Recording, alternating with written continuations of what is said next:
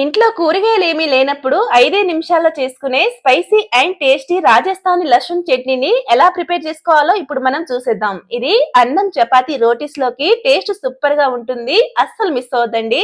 ముందుగా ఒక mixie jar లోకి పొట్టు తీసిన వెల్లుల్లి రెమ్మలు, అలాగే 3 టేబుల్ స్పూన్ వరకు కారం, 1 టీ స్పూన్ వరకు ధనియాల పౌడర్, తర్వాత టేస్ట్ కు సరిపడా ఉప్పు, అలాగే చిటికెడు పసుపు అండ్ చివరిగా పావు కప్పు కంటే కొంచెం తక్కువగా నీళ్లను పోసి కొంచెం కోర్సుగా అయితే గ్రైండ్ చేసేసుకోవాలి.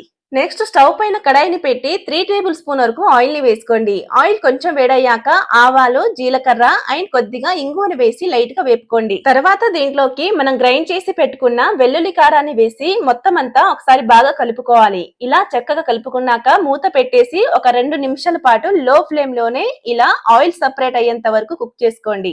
చివరిగా కొద్దిగా కొత్తిమీర అండ్ లెమన్ జ్యూస్ ని వేసి కలుపుకుంటే ఎంతో టేస్టీ అయిన రాజస్థానీ లస్సన్ చట్నీ అయితే రెడీ అయినట్టే.